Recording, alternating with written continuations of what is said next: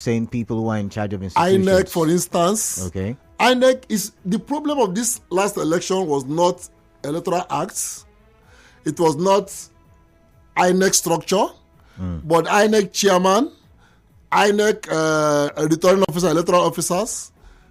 And that is it. And then it goes to the tribunal. You now have the courts.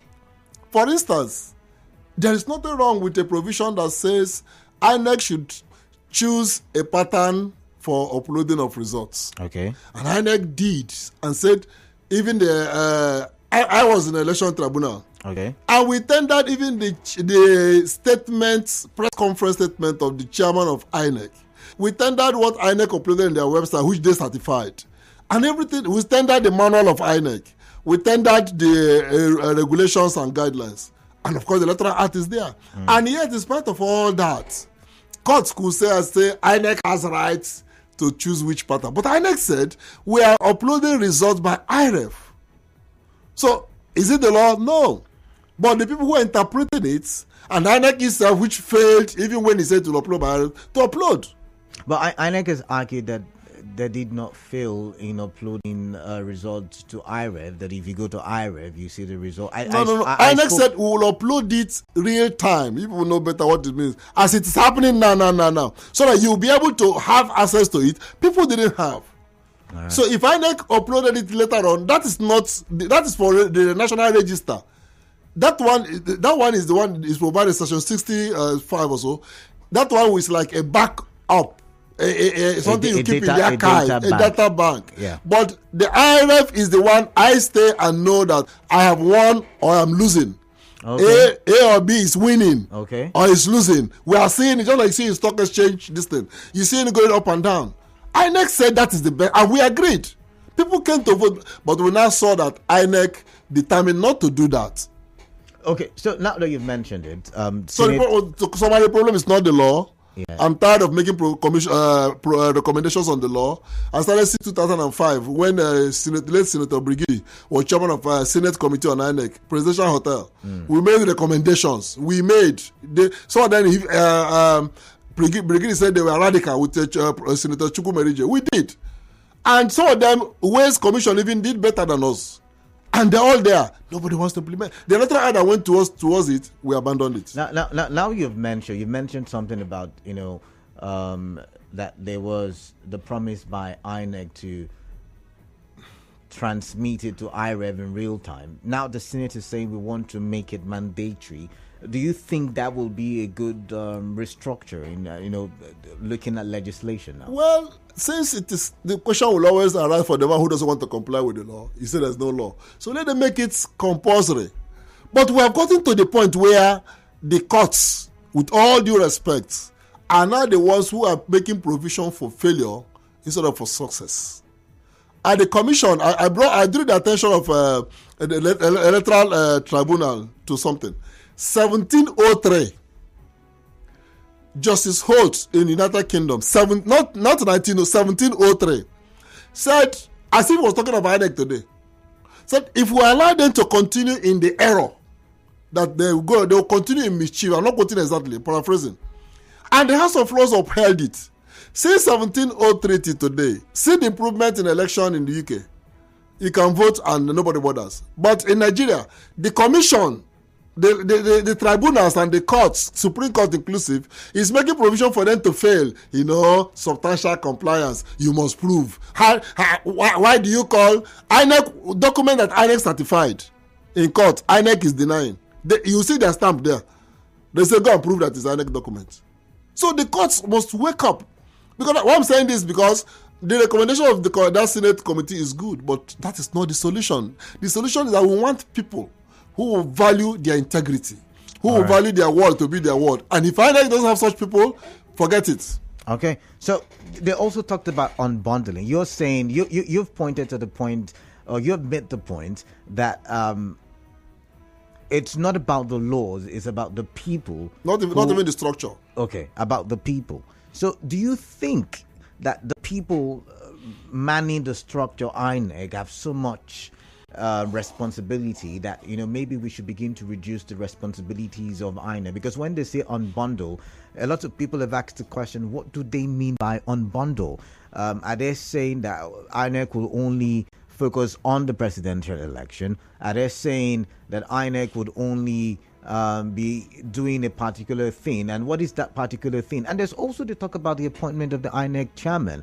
So how would you tackle these issues, or what would be your recommendations? I would like to hear, but we've got a commercial break, a very quick commercial break. So when we do come back, I would love to hear your answers, because you have said it is not the laws. We've got sufficient laws, we've got good laws, but we have poor interpretation and we have poor implementation. So then, how do we ensure that we have people implementing the law in the right way? We'll talk about this when we come back from the commercial break. Please do not go anywhere, because I'd like to get your thoughts after the break.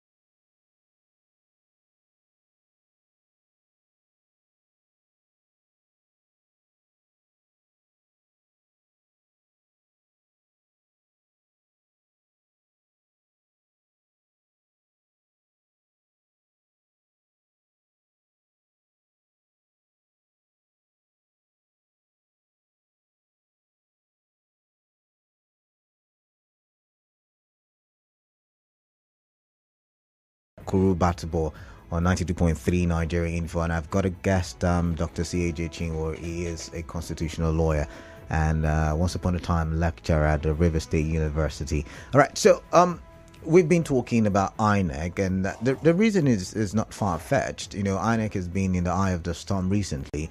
Last week, there were talks about the credibility of INEC, whether it has diminished or whether it's still intact, and we talked about it on the show as well.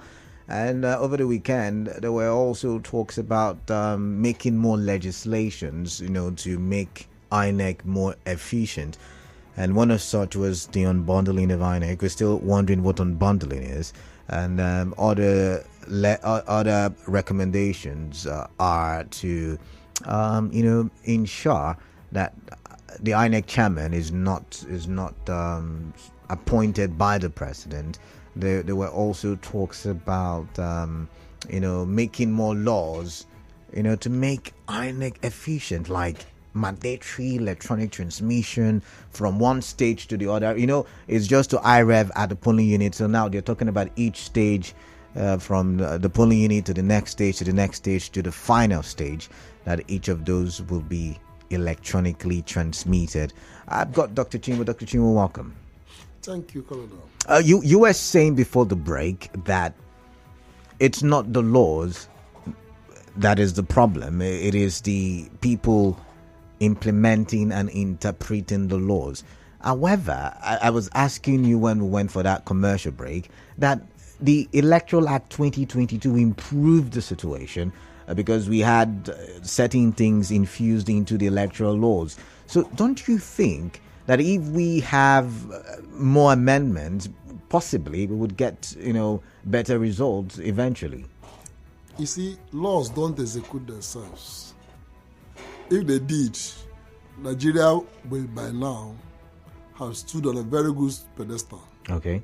Electoral Act was made, and those who read it, who knew the laws before, saw that this was an improvement. Okay. Many people who didn't want to contest, give it a shot again.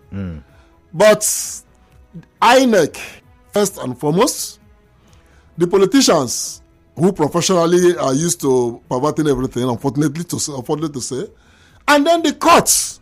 As a matter of fact, it's that of the courts. We'll get to the courts. No, that's we talk about the people who implement it and those who interpret it. Yeah. It's been the disaster. The courts is like when we say this is a middle course, the middle of a journey. From this way you go to Choba, from this way you go back to Rumokoro, and the journey that's needed is to Choba. The courts, instead of going towards Choba, to that place and went back to Rumokoro.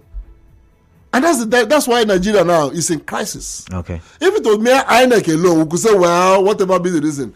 But the courts interpreted these things in a way that will even surprise INEC. Not pleasant surprise now, shocking.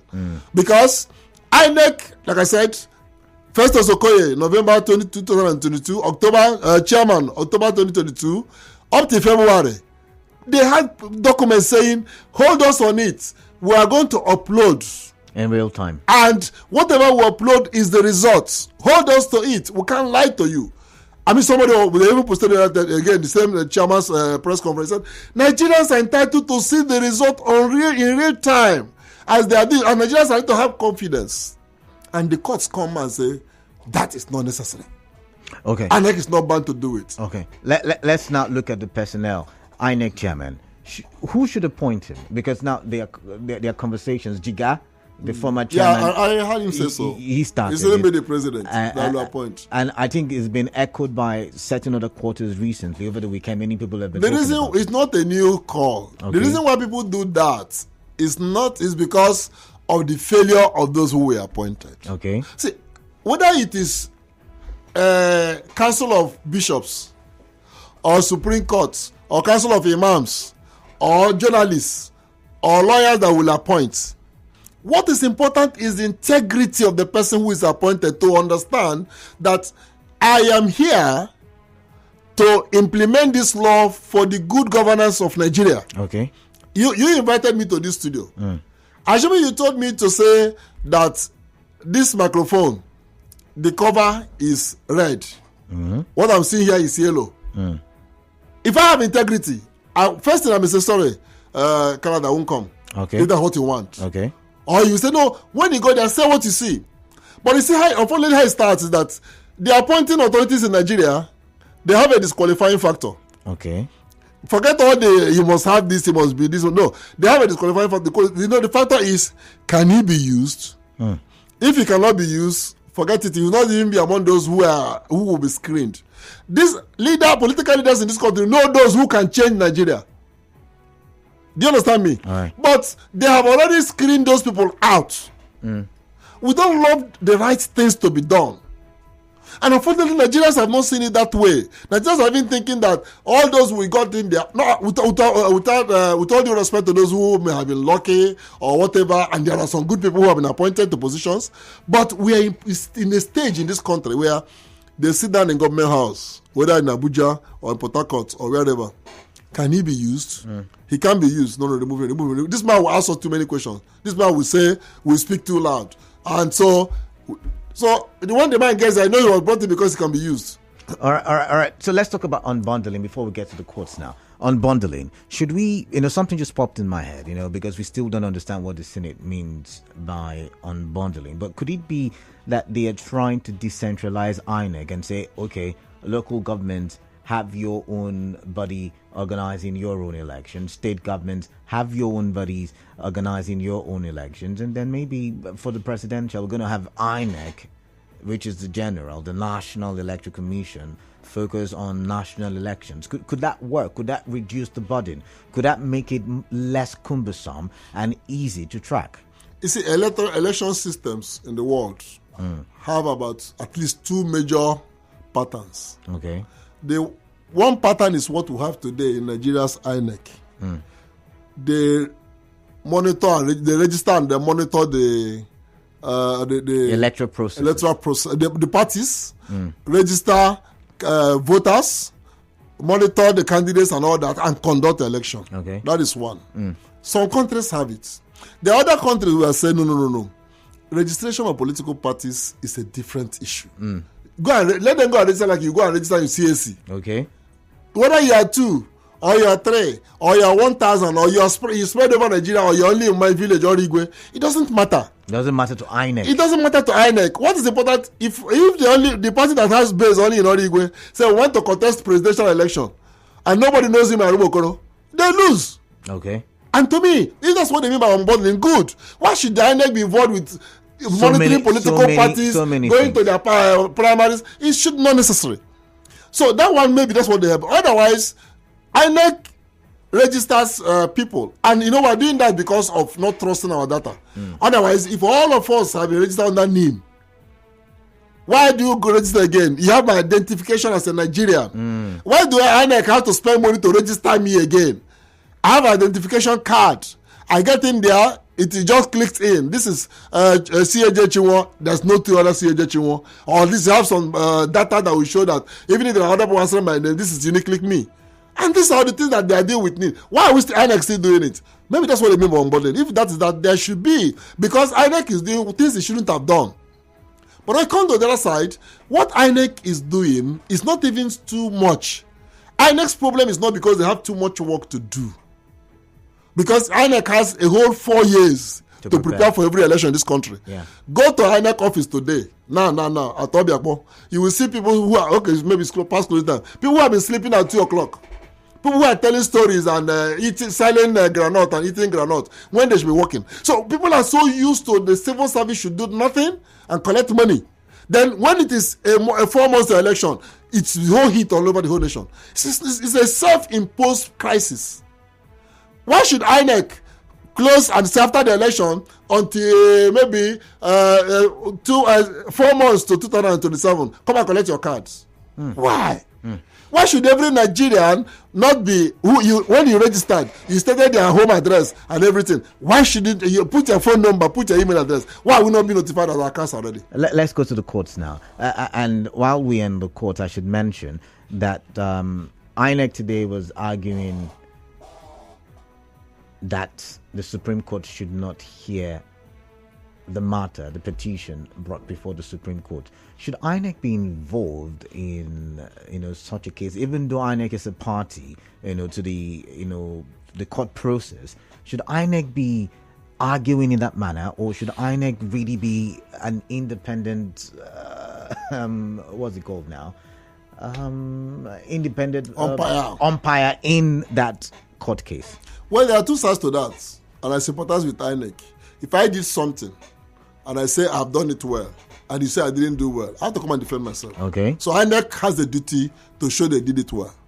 Do you understand? Where people are disturbed, even the court with INEC, is when INEC comes and I'm challenging Canada as a candidate of, say, PDP or Labour Party. And INEC, instead of saying that doesn't concern me, INEC will even file more paper to say that is the best candidate in the world. That's where people are. Otherwise, if INEC is defending that, at that polling unit 001, we did our work well, INEC should be allowed to defend themselves. So, and then if I take INEC to court on a legal objection that that they think is not right, INEC is not to use the law to say, look, you shouldn't hear that. But for instance, if people are saying, Atiku said, admit the document we got from Chicago, wherever. It's not for INEC to be involved. Okay. Because Electoral Act is clear that INEC has nothing to do with qualification. Yeah. Courts will do that. So INEC should say, whatever people decide. If you said a dog is the right person, we'll do.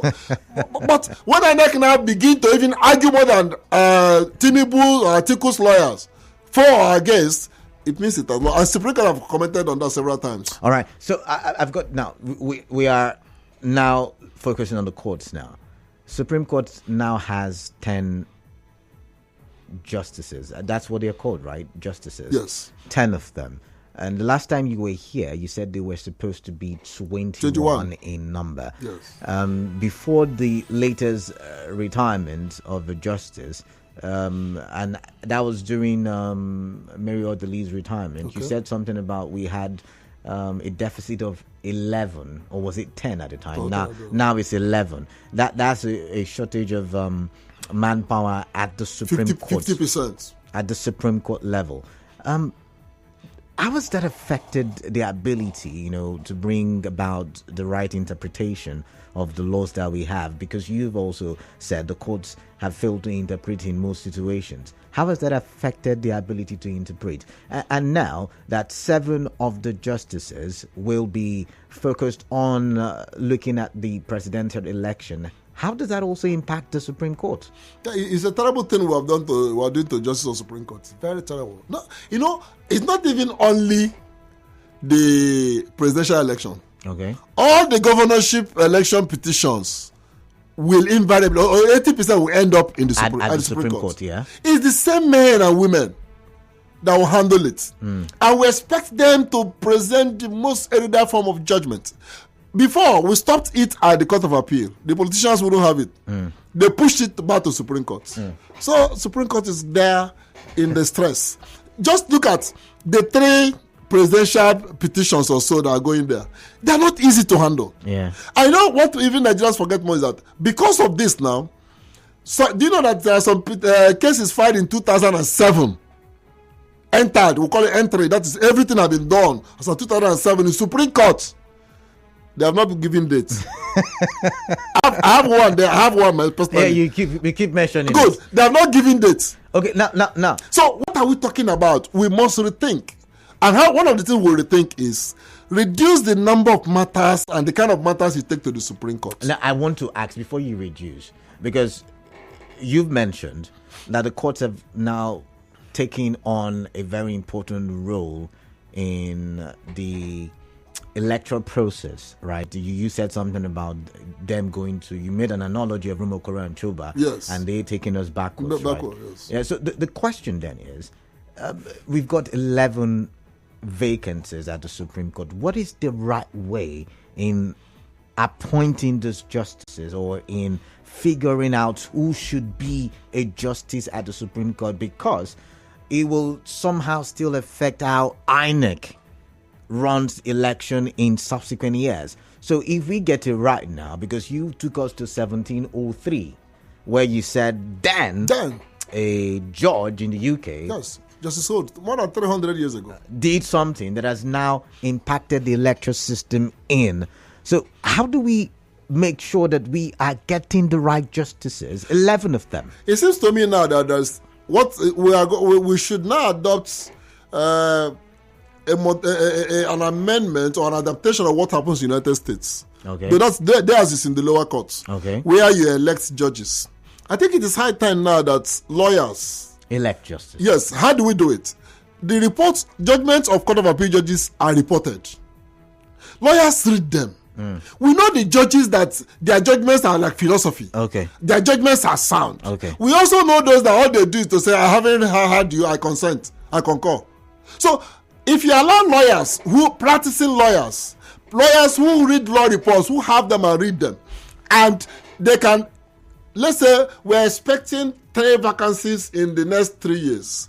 These vacancies, I still respect federal character. We have good judges from each division, each station. So please nominate for us by law reports based on the judgments that are given and give us reason. But that's what the NJC is for. No, NJC is not for that. NJC is for ratification. NJC is like, okay, good guy. What has the president said? What has the governor said? I'm talking about if we do all this, let it go to NJC. Okay. Good. If you read law report, look at what Justice this SY said, and you give us reason. By the time we finish, it goes to NJC. NJC will look at 10 people say Justice S has these qualities. 3 people say he had this one. In 2001, I was chairman of Christian Lawyers Fellowship in Port Harcourt. We instituted an outstanding judicial service award. We got 6 judges. You know what we did? We had 10 criteria for incorruptibility, competence, relationship with the bar, this 10. So lawyers score them. When you score, there are some who scored 100% in incorruptibility. There are some who scored 100% relationship with the bar. There are some who scored 50%, some scored 100% incorruptibility, but 50% relationship with the bar.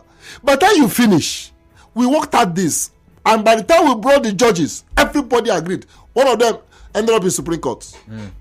One in Court of Appeal. One became Chief Judge of Rivers State. One rose to the number 2 ranking position. Everybody appreciated that.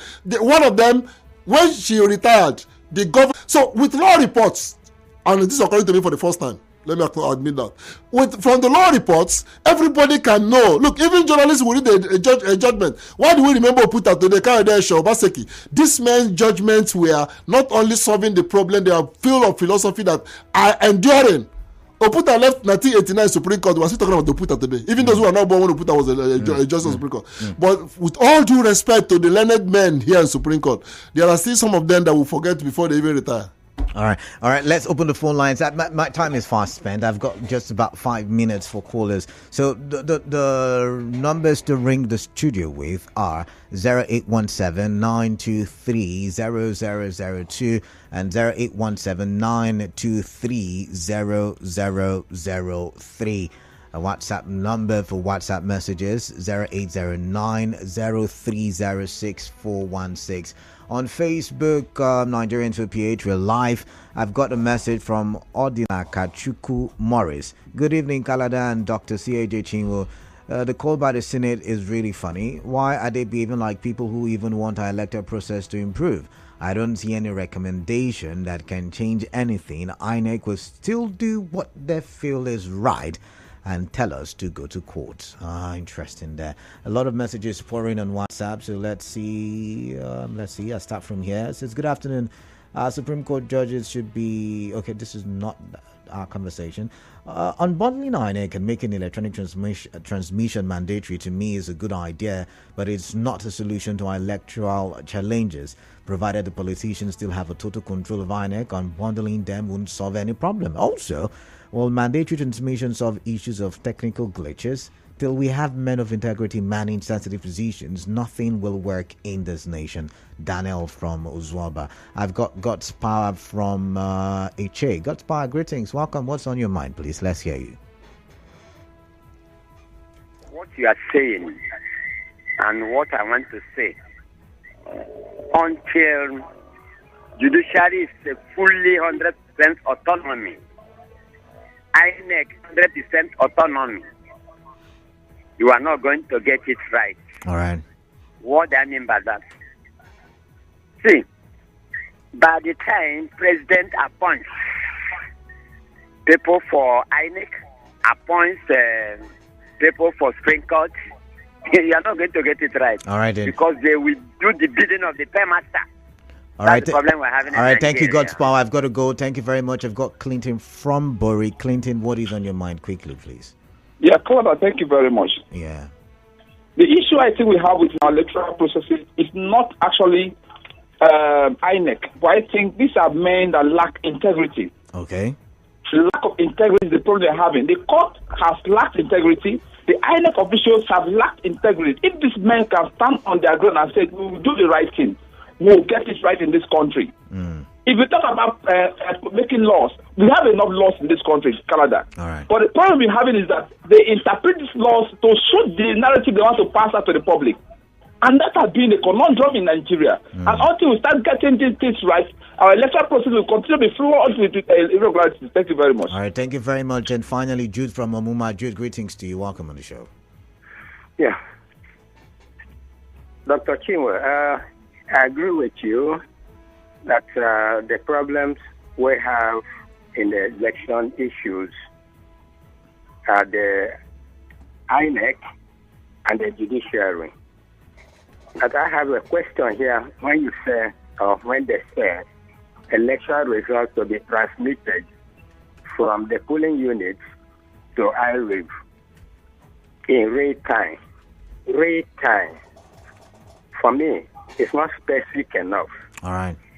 What I'm saying that is, I have an example of what happened where election results were not transmitted from the units to IRIV. And when the agents got to the collection center, they were locked out. After protest, the door was opened or the gate was opened. With the INEC, what they call the returning officers, all disappeared. To appear the following the 2 a.m. In summary, please, Jude. In summary, Jude. And now, Jude, sorry, let me cut. The point you're making is the same thing with me. Real time means as it is happening. I'm sorry, I would have to pause this conversation because there is no more time. Yes. Quickly, Alozie King Chigozie says Nigeria will not get better if our electoral system continues this way. Situations where INEC will tell the citizens the method they will use to conduct election and turn over night to do what suits them. Dr. Chinwo, our time is up, but thank you very much for coming in. Any final words in few seconds? Without the right persons, not the structures, not the laws we have in Nigeria, let Nigerians begin to desire to do the right thing. Every one of us, because I don't know who they will choose. All right. We'll talk about this more during the open season after the major news at 6. For now, commercial break.